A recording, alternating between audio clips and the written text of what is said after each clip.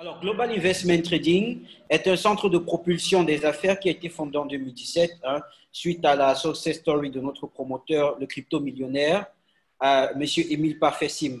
Donc, en tant que centre d'innovation, notre mission est d'assister les nations dans les plans de prospérité des nouveaux monopoles que sont l'agriculture, entre autres l'élevage, l'immobilier et l'économie numérique. Donc, en gros, nous opérons sur les marchés strictement d'innovation. Mais nous sommes recentrés dans la crypto-monnaie. La crypto-monnaie, si on veut, s'il faut en parler, il faut parler un tout petit peu depuis sa première initiative, celle du Bitcoin. Le Bitcoin est une monnaie qui a vu le jour en 2009 suite à la crise des crashs boursiers, tels que certainement 90% d'entre vous le savent. Le crash boursier, la crise des subprimes qui a eu lieu en 2008, la crise des consciences où un protocole a été écrit par un groupe de personnes ou une personne, opérant plus ou moins sous le nom ou pseudonyme de Satoshi Nakamoto, et qui a proposé ça comme un nouveau protocole d'échange pair à pair sans intermédiaire à moindre frais. Donc, il passe notamment par le réseau Internet au jour d'aujourd'hui comme technologie d'exploitation de transfert de données et il est transférable partout dans le monde à moindre frais. Tout le monde peut l'utiliser. Il n'appartient à aucune banque, aucun pays, aucun organe central. Donc, aujourd'hui, le Bitcoin devient une valeur refuge, une valeur de référence pour le monde entier. Vous avez des multimillionnaires chinois, asiatiques, si vous voulez, qui se sont, et même américains, parce que la crise du corona, par exemple, paradoxalement, a touché le monde entier.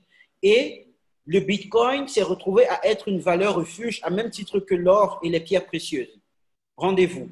Et donc, le Bitcoin, qui lui, à la base, n'était qu'un token de compensation dans un jeu vidéo, est devenu aujourd'hui une valeur d'échange autour du monde entier qui fait l'objet d'un débat économique pour devenir la monnaie centrale de la planète Terre. Je peux vous dire de mon expérience au sein de mon département qu'elle l'est déjà. Elle l'est déjà, vous allez le voir plus tard dans la présentation, qu'elle est utilisée même par des hautes institutions financières à de très hauts niveaux pour des transactions. Alors, pour poursuivre sur le PowerPoint, parlons un tout petit peu de la technologie qu'exploite le Bitcoin pour ce faire. Alors, cette technologie s'appelle la blockchain.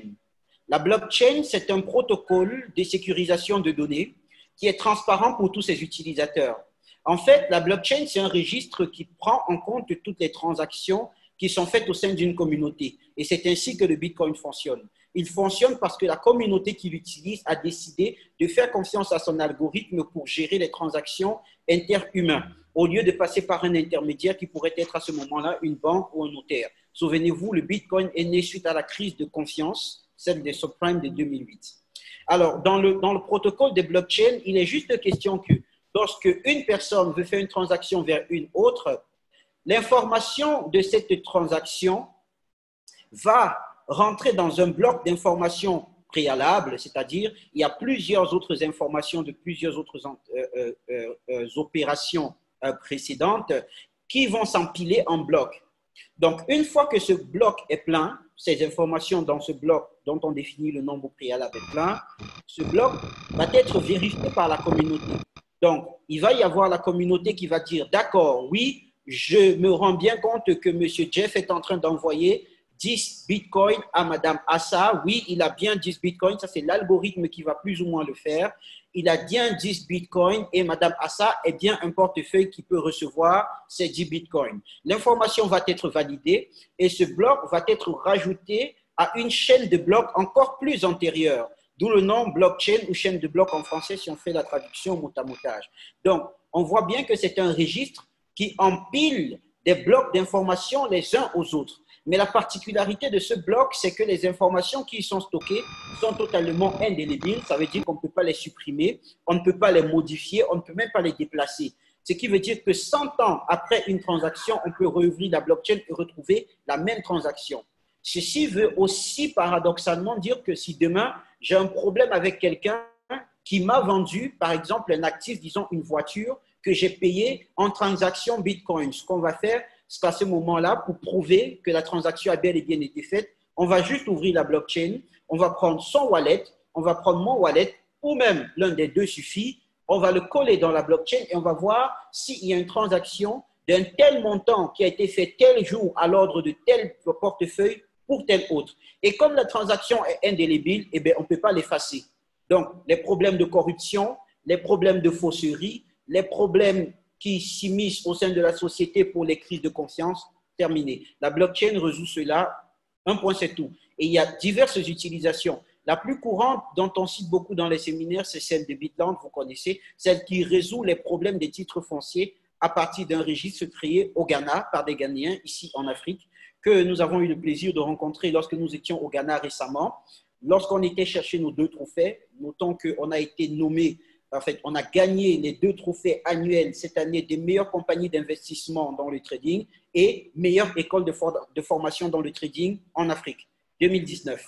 Donc, nous y étions pour repartir avec notre prix et nous avons eu l'honneur de rencontrer ces startups qui travaillent dur et fort. Et c'est vrai, ce registre est bel et bien en train d'être mis sur pied et adopté au fur et à mesure.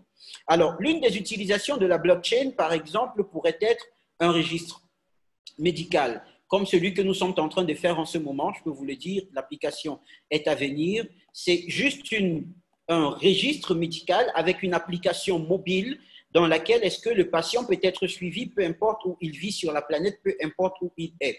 Ceci permet aussi d'avoir un système médical entièrement numérisé qui permettra un meilleur contrôle pour les gouvernements qui ont besoin des données de leurs citoyens, qui permettra une meilleure accessibilité aux données parce qu'un carnet médical peut se mouiller, peut se détruire, peut se perdre, peut se détériorer. Or, dans la blockchain, les informations sont indélébiles. On a accès à son carnet médical numérique à tout moment. Alors ça, ce sont des applications et des applications telles quelles, permettez-moi de vous le dire, aujourd'hui, il en existe un peu plus de 5000. Il existe plus de 5200 crypto-monnaies sur le marché des crypto-monnaies sur CoinMarketCap au jour d'aujourd'hui. Ça veut dire qu'il existe un peu plus de 5200 projets qui ont décidé d'adosser leur technologie de gestion à la blockchain et qui utilisent toutes, d'une façon ou d'une autre, une crypto-monnaie. Alors, vous l'aurez vu avec moi, les multinationales l'ont compris.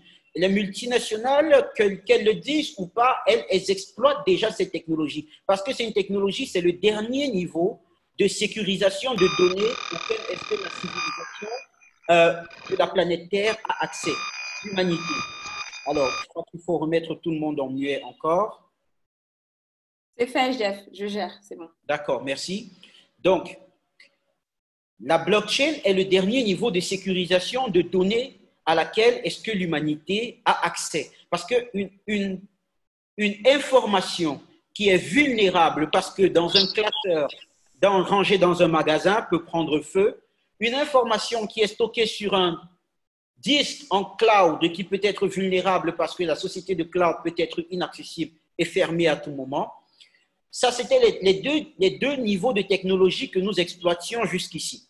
Alors, avec la blockchain, on va se rendre compte que les informations sont indélébiles. Il y a quand même quelqu'un qui a été de réactiver son son à chaque fois. Donc, on va se rendre compte que les informations deviennent totalement indélébiles et qu'on peut y avoir accès à tout moment, en toute transparence et en toute légalité.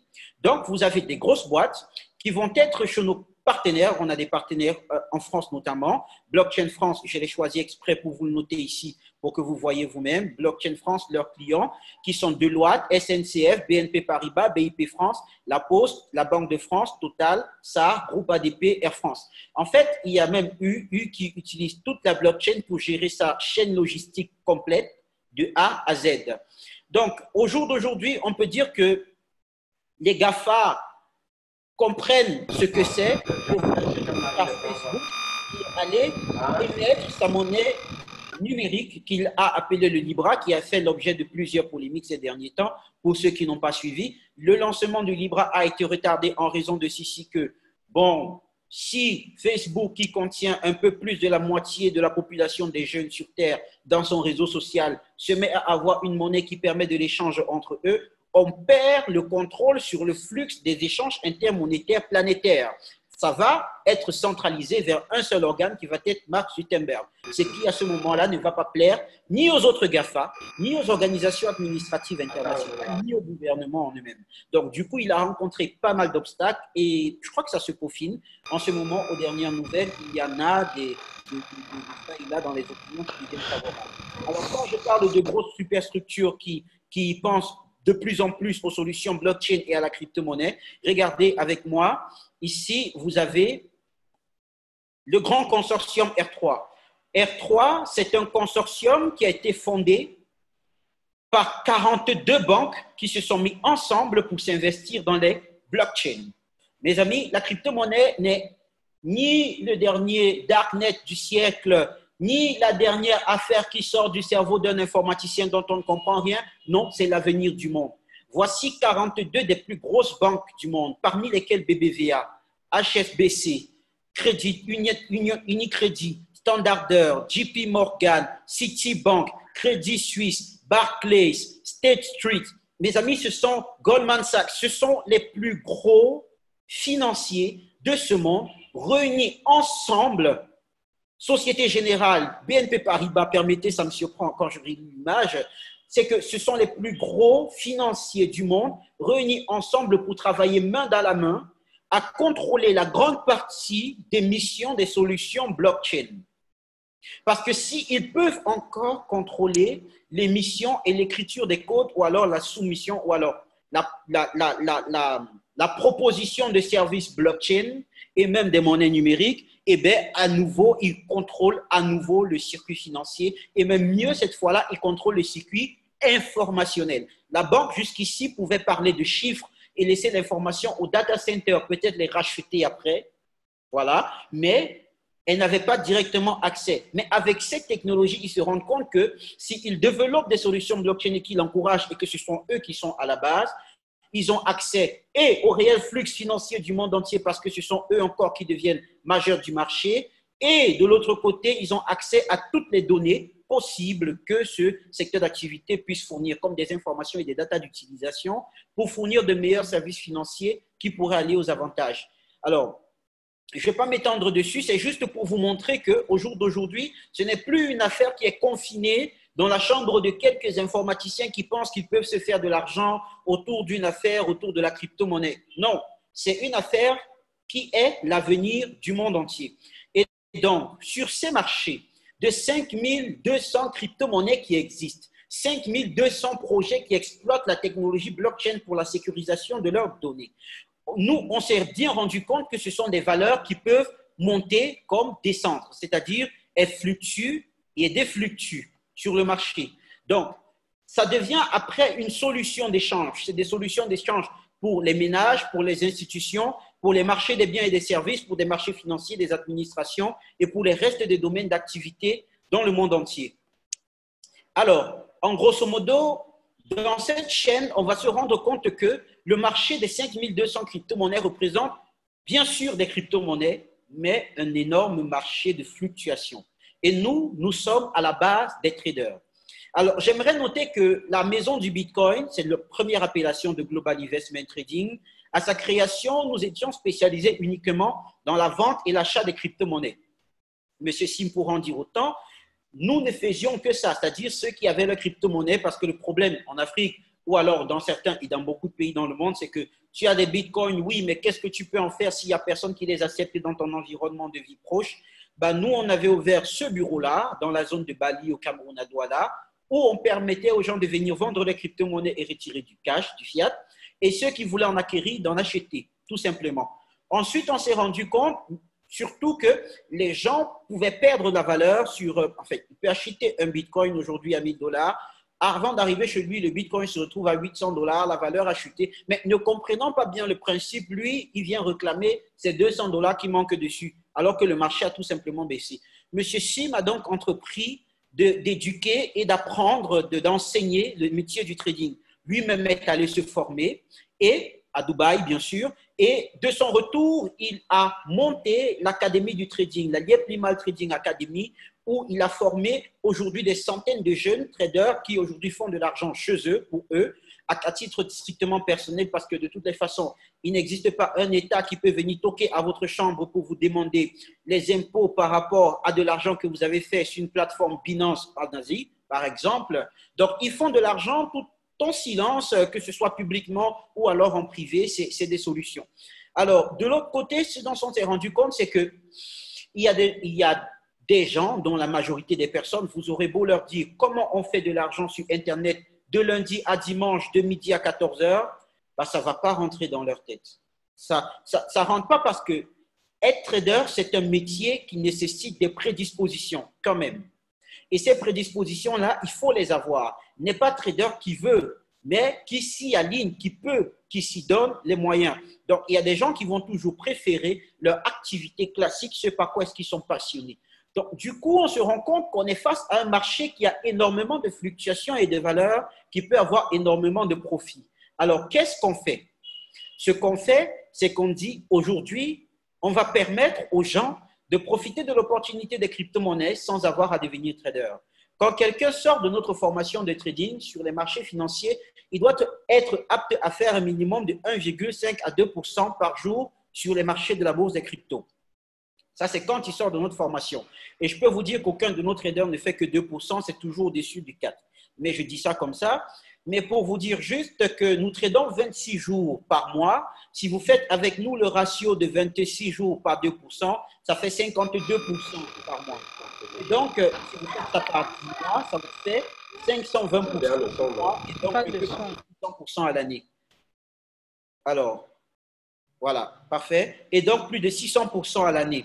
Alors, la compagnie, M. Sim, va convoquer son conseil et va dire, eh bien, ce que nous allons faire, nous, à notre niveau, nous allons donner la possibilité aux gens d'investir entre 10 et 54% de rentabilité à l'année. Vous vous rendez bien compte qu'entre 54% de rentabilité et 600% qu'on est peut-être en mesure de faire au minimum près, il existe, en fait, on rémunère un peu moins de 10% à l'année. Donc, on va donc proposer à ce moment-là 11 packages d'investissement en fonction du niveau de rentabilité ou du portefeuille d'accès de tout un chacun. Chacun va choisir ce qui lui est profitable. On aura 11 packages d'investissement de crypto-monnaies entre 133 $ US jusqu'à 133 000 $ US. Donc, chacun, en fonction de sa capacité d'investissement, va choisir ce qui lui sied et la rentabilité qui va avec. Donc, le plus petit package de 133 $ US ne va rémunérer que 110%, c'est-à-dire 10% de rentabilité à l'année, ce qui pour nous est juste un pack soit de démarrage ou d'activation de compte. En soi, ce n'est pas véritablement, excusez-moi, un pack véritablement rentable. C'est donc dans cette mesure qu'on va encourager l'effort et on va se dire, OK, entre 10 et 54,6% de rentabilité à l'année. Et donc, il va exister ainsi 11 packs et on va dire aux gens que pour toute solution, nous allons développer le business de sorte que chacun puisse se sentir concerné et personne délaissé. Voilà pourquoi c'est aussi abordable. Mais rendez-vous compte que dans un compte Liepli-Mal, vous n'êtes pas obligé, si vous avez par exemple 15 millions de dollars à investir, vous n'êtes pas obligé d'avoir 100 comptes pour investir 133 000 $ à chaque fois. Vous pouvez, dans un même compte, dans un seul compte Liepli-Mal, avoir 100 packages, 1000 packages d'investissement à votre convenance et gérer ça sur une seule plateforme centrale. Et donc, on va demander la licence Visa pour avoir notre propre carte prépayée Liepli-Mal. Ce qui va se passer, c'est que Visa va faire 7 mois d'enquête dans nos bureaux. 7 mois. Et je ne vous dis pas ce que c'est que 7 mois d'enquête d'experts financiers sur vos machines de jour comme à tout moment. Ils y ont accès, ils y ont droit, puisqu'ils doivent se rassurer que vous êtes dans le marché de la crypto-monnaie de toutes les façons. Il faut qu'ils se rassurent qu'il n'y a pas de blanchiment d'argent là-dedans, il n'y a pas de trafic d'armes, il n'y a rien comme Darknet et du financement du terrorisme arrière, parce que Visa ne met pas son tampon n'importe où. Visa ne va jamais mettre son cachet sur n'importe quel business. Et donc, pour faire ça, ça va être une longue étude de 7 mois, après laquelle on va obtenir la licence et finalement avoir notre carte prépayée Visa Liepli-Mal, celle que vous voyez juste à l'extrême droite de votre écran. Donc, cette carte est celle avec laquelle est-ce que nous renumérons nos 15 000 membres dans le monde entier, dans 75 pays. Mais notifions quand même que À partir de 50 000 $ d'investissement, vous êtes rémunéré par virement bancaire. Donc, et pour ça, vous n'avez même pas besoin vraiment de contacter la compagnie ou de faire des requêtes ou de venir jusqu'au siège de la compagnie. À partir de votre plateforme personnelle dans votre téléphone ou application ou sur Internet, vous pouvez configurer les paramètres du RIB tout simplement à l'adresse à laquelle est-ce que nous devons virer l'argent chaque fin de mois ou à l'année. À vous de choisir. Donc, par la suite, ce qui va se passer, c'est qu'on va dire, OK, d'accord, nous, il faut que le produit soit connu. On va dire que nous devons en faire une opportunité à saisir.